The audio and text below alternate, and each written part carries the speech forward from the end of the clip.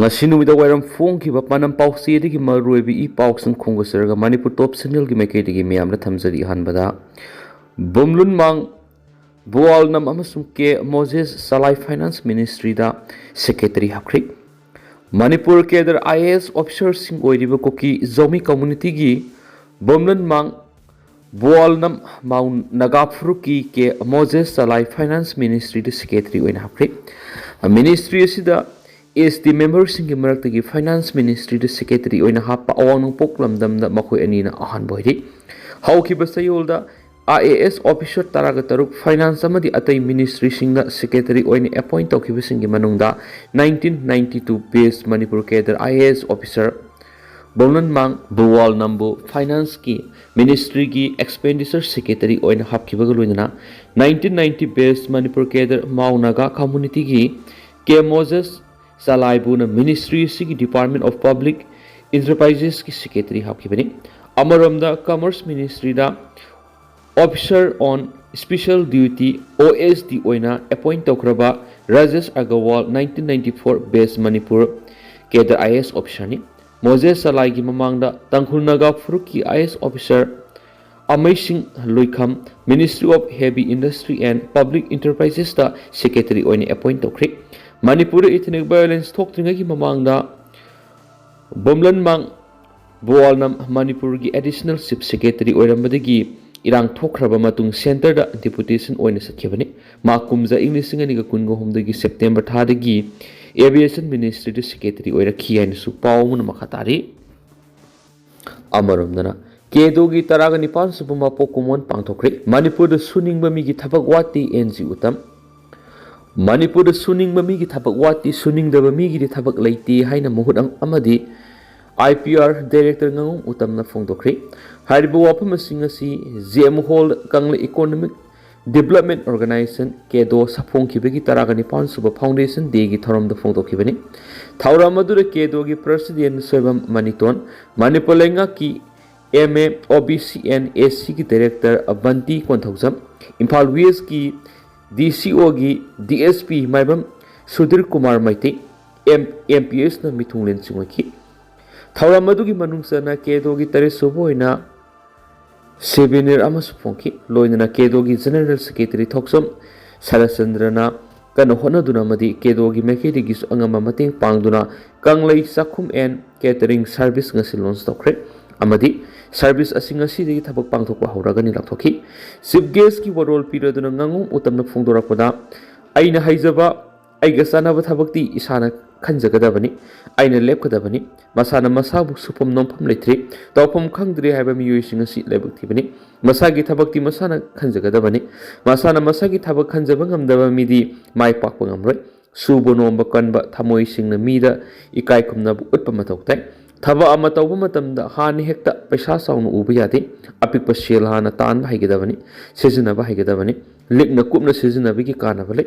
ai mangai re haina satkumsi aingondagi ngamba kayama lei hairaduna likpaga kuppaga khenabigi matangda tungi mirul thambi hawaki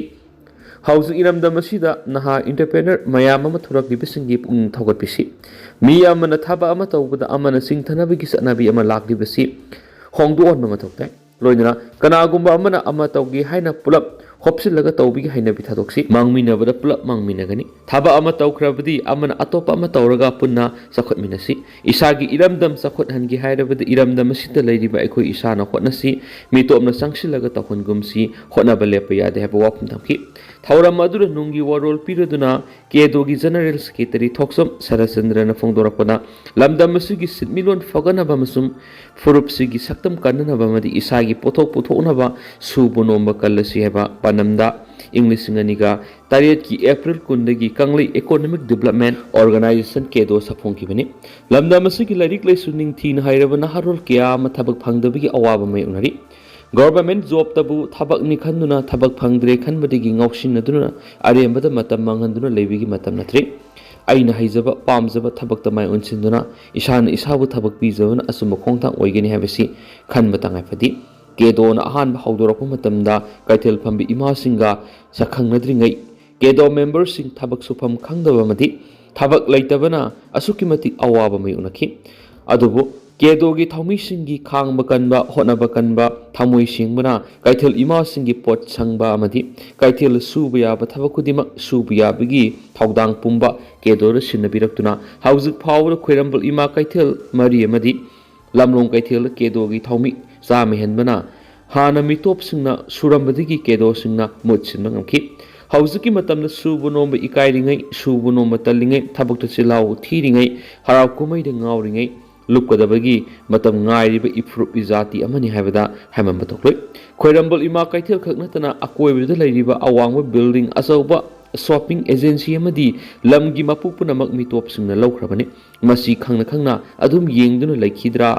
miramdagi lakpa mitop singna matau kramna mapu oiba ngamlaklibano haibada thoina ngangewdi ꯑꯩꯈꯣꯏꯅ ꯍꯪꯒꯠꯅ ꯌꯦꯡꯕ ꯑꯃ ꯃꯊꯧ ꯇꯥꯔꯤ ꯃꯁꯤ ꯃꯄꯨ ꯑꯣꯏꯔꯤꯕꯁꯤꯡ ꯑꯁꯤ ꯃꯈꯣꯏꯅ ꯀꯪꯂꯩꯄꯥꯛ ꯃꯅꯤꯄꯨꯔꯗ ꯂꯥꯛꯄ ꯃꯇꯝꯗ ꯁꯦꯜ ꯅꯝꯕꯣ ꯄꯨꯔꯒ ꯂꯥꯛꯈꯤꯕ ꯑꯃꯠꯇ ꯅꯠꯇꯦ ꯉꯁꯤꯗꯒꯤ ꯆꯍꯤ 20-30ꯒꯤ ꯃꯃꯥꯡꯗ ꯃꯤꯇꯣꯞ ꯃꯤꯌꯥꯟꯆꯥꯁꯤꯡꯅ ꯈꯣꯏꯔꯝꯕꯜ ꯀꯩꯊꯦꯜꯗ ꯆꯥꯛꯇꯥꯔ ꯑꯃ ꯊꯦꯡꯅꯈꯤꯕ ꯂꯩꯈ꯭ꯔꯦ ꯃꯤꯇꯣꯞꯁꯤꯡꯇꯅ ꯆꯤꯜꯍꯥꯎ ꯊꯤꯗꯅ ꯄꯣꯠꯐꯝ ꯐꯝꯕꯤ ꯏꯃꯥꯁꯤꯡꯒꯤ ꯄꯣꯠ ꯁꯪꯉꯤ ꯆꯨꯍꯤꯡ ꯁꯨꯝꯃꯤ ꯆꯥ ꯌꯣꯜꯂꯤ ꯑꯥꯏꯁ ꯀ꯭ꯔꯤꯝ ꯌꯣꯜꯂꯤ ꯆꯨꯖꯥꯛ ꯀꯕꯣꯛ ꯄꯨꯏ ꯄꯥꯅꯤꯄꯨꯔꯤ ꯌꯣꯜꯂꯤ ꯄꯣꯠ ꯆꯩ ꯊꯥꯡꯉꯤ ꯃꯁꯤꯗꯒꯤ ꯍꯦꯟꯗꯣꯛꯇꯨꯅ ꯃꯣꯇꯥꯏ ꯁꯨꯗꯥꯏꯅꯕ ꯐꯤꯔꯣꯜ ꯁꯦꯠꯄ ꯆꯥꯃꯣꯠꯅꯕ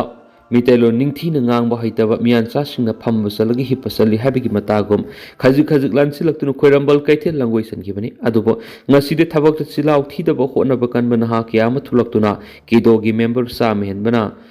ꯊꯕꯛ ꯄꯥꯡꯊꯣꯛꯂꯤ ꯃꯥꯅ ꯃꯈꯥ ꯇꯥꯔꯗꯨꯅ ꯍꯥꯏ ꯂꯝꯗꯝ ꯑꯁꯤꯗ ꯀꯦꯗꯣꯅ ꯇꯧꯒꯦ ꯈꯟꯕ ꯊꯕꯛꯁꯤꯡꯒꯤ ꯃꯅꯨꯡꯗ ꯏꯃꯥ ꯀꯩꯊꯦꯜꯒꯤ ꯁꯛꯇꯝ ꯀꯟꯕꯗ ꯃꯇꯦꯡ ꯄꯥꯡꯕ ꯌꯦꯜꯂꯧꯃꯤꯁꯤꯡꯗ ꯁꯨꯕ ꯅꯣꯝꯕꯒꯤ ꯍꯩꯅꯕꯤ ꯂꯩꯍꯟꯕ ꯊꯕꯛ ꯁꯨꯕꯗ ꯆꯤꯜꯍꯥꯎ ꯊꯤꯗꯕ ꯄꯣꯠꯊꯣꯛ ꯄꯨꯊꯣꯛꯇꯨꯅ ꯃꯤꯄꯥꯟ ꯇꯥꯡꯗꯅ ꯈꯨꯟꯅꯥꯏ ꯑꯃ ꯁꯦꯝꯕ ꯉꯝꯅꯕ ꯍꯣꯠꯅꯕ ꯃꯤꯇꯣꯞꯁꯤꯡꯅ ꯁꯨꯕ ꯊꯕꯛꯁꯤꯡ ꯀꯦꯗꯣ ꯑꯃꯗꯤ ꯌꯦꯜꯂꯧꯃꯤꯁꯤꯡꯅ ꯃꯍꯨꯠ ꯁꯤꯟꯕ ꯑꯃꯗꯤ ꯈꯣꯏꯔꯝꯕ ꯏꯃꯥ ꯀꯩꯊꯦꯜ ꯂꯨ ꯅꯥꯟꯅ ꯊꯝꯕꯗ ꯃꯇꯦꯡ ꯄꯥꯡꯕ ꯑꯁꯤꯅꯆꯤꯡꯕꯁꯤꯡ ꯍꯥꯏꯈꯤ ꯀꯦꯗꯣ ꯊꯕꯛ ꯐꯪꯗꯕꯒꯤ ꯅꯣꯡꯃꯒꯤ ꯆꯔꯥ ꯇꯥꯟꯕꯒꯤ ꯂꯤꯡꯈꯠꯂꯛꯄ ꯅꯠꯇꯦ ꯀꯦꯗꯣ ꯂꯝꯗꯝ ꯑꯁꯤꯒꯤ ꯇꯨꯡꯒꯤ ꯃꯤꯔꯣꯜ ꯑꯃꯗꯤ ꯐꯨꯔꯨꯞ ꯑꯁꯤꯒꯤ ꯁꯛꯇꯝ ꯀꯟꯖꯅꯕꯅꯤ ꯏꯀꯥꯏꯕ ꯑꯇꯟꯕ ꯊꯥꯗꯣꯛꯇꯨꯅ ꯏꯁꯥ ꯏꯁꯥꯒꯤ ꯆꯥꯅꯕ ꯍꯩꯖꯕ ꯄꯥꯝꯖꯕ ꯊꯕꯛ ꯁꯨꯗꯨꯅ ꯑꯔꯦꯝꯕꯗ ꯃꯇꯝ ꯃꯥꯡꯍꯟꯒꯨꯝꯁꯤ ꯁꯨꯕ ꯅꯣꯝꯕ ꯀꯟꯕ ꯋꯥꯠꯇ ꯄꯥꯗꯕ ꯃꯤꯄꯥꯟ ꯇꯥꯡꯗꯕ ꯂꯝꯗꯝ ꯑꯃ ꯑꯣꯏꯍꯜꯂꯁꯤ ꯍꯥꯏꯕ ꯋꯥꯐꯝ ꯊꯝꯈꯤꯑꯅ ꯄꯥꯎ ꯑꯁꯤꯗ ꯃꯈꯥ ꯇꯥꯅ ꯐꯣꯡꯗꯣꯔꯛꯂꯤ ꯇꯦꯟꯇꯛꯅ ꯃꯌꯥꯝꯗ ꯊꯝꯖꯒꯦ ꯉꯁꯤ ꯅꯨꯃꯤꯗꯥꯡ ꯑꯩꯈꯣꯏ ꯁꯅꯥꯝ ꯁꯅꯥꯖꯥꯎꯕ ꯀꯁꯇꯗꯦꯜꯗ ꯁꯤꯈꯤꯕꯒ ꯃꯔꯤ ꯂꯩꯅꯅ ꯃꯥꯁ ꯔꯦꯂꯤ ꯄ꯭ꯔꯣꯇꯦꯁ ꯆꯠꯊꯈ꯭ꯔꯦ ꯂꯣꯏꯁꯤꯜꯂꯛꯄ ꯑꯣꯏꯅ ꯑꯇꯣꯞꯄ ꯄꯥꯎ ꯑꯃꯅ ꯀꯨꯀꯤꯒꯤ ꯕꯤꯖꯦꯄꯤꯒꯤ MLAꯁꯨ ꯑꯣꯏꯔꯤꯕ ꯍꯧꯈꯤꯕ ꯃꯦꯒꯤ ꯏꯪ 2019ꯗꯒꯤ ꯁꯣꯛꯇꯨꯅ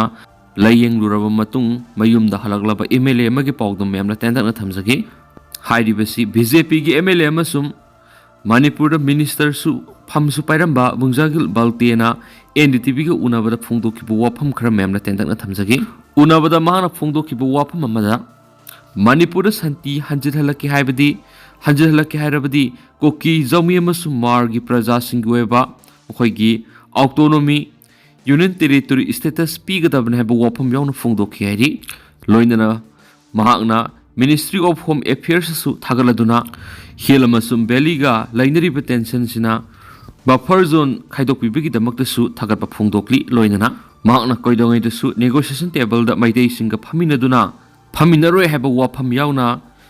ꯕꯜꯇꯦꯅ NDTVꯒ ꯎꯅꯈꯤꯕꯗ ꯋꯤꯜꯆꯤꯌꯔꯗ ꯐꯝꯗꯨꯅ ꯐꯣꯡꯗꯣꯛꯈꯤꯕ ꯋꯥꯐꯝ ꯃꯌꯥꯝꯅ ꯇꯦꯟꯇꯛꯅ ꯁꯨꯝꯅ ꯊꯝꯖꯔꯝꯈꯤ ꯂꯣꯏꯅꯅ ꯃꯍꯥꯛꯀꯤ ꯃꯀꯣꯛꯇ ꯁꯣꯛꯈꯤꯕꯗꯨꯅ ꯃꯔꯝ ꯑꯣꯏꯔꯀꯥꯟꯗ ꯃꯍꯥꯛ ꯍꯥꯟꯅꯒꯨꯝꯅ ꯋꯥ ꯀꯟꯅ ꯉꯥꯡꯕ ꯅꯠꯇ꯭ꯔꯒꯅ ꯊꯨꯅ ꯉꯥꯡꯕ ꯉꯝꯗꯦ ꯍꯥꯏꯕ ꯋꯥꯐꯝ ꯌꯥꯎꯕꯒ ꯂꯣꯏꯅꯅ ꯃꯍꯥꯛ ꯑꯦꯁꯤꯁꯇꯦꯟ ꯌꯥꯎꯗꯅ ꯐꯤꯖꯤꯀꯦꯜ ꯃꯨꯚꯃꯦꯟꯠꯁꯤꯡ ꯍꯥꯟꯅ ꯅꯣꯔꯃꯦꯜ ꯑꯣꯏꯅ ꯇꯧꯔꯝꯕꯁꯤꯡ ꯑꯗꯨꯁꯨ ꯄꯔꯐꯣꯔꯝ ꯇꯧꯕ ꯉꯝꯗꯦ ꯍꯥꯏꯕ ꯋꯥꯐꯝ ꯌꯥꯎꯅ ꯐꯣꯡꯗꯣꯛꯈꯤ ꯑꯗꯨꯒ ꯇꯦꯟꯇꯛꯅ ꯁꯨꯝꯅ ꯃꯌꯥꯝꯗ ꯊꯝꯖꯔꯝꯈꯤ ꯍꯧꯖꯤꯛꯀꯤ ꯑꯣꯏꯅꯗꯤ ꯃꯌꯥꯝ ꯄꯥꯎ ꯃꯇꯥꯡ ꯑꯁꯤꯗ ꯂꯣꯏꯁꯤꯟꯖꯔꯒꯦ ꯑꯃꯁꯨꯡ ꯃꯈꯥ ꯇꯥꯕ ꯑꯅꯧꯕ ꯑꯞꯗꯦꯠ ꯃꯌꯥꯝ ꯄꯨꯟꯅ ꯉꯥꯏꯃꯤꯟꯅꯁꯤ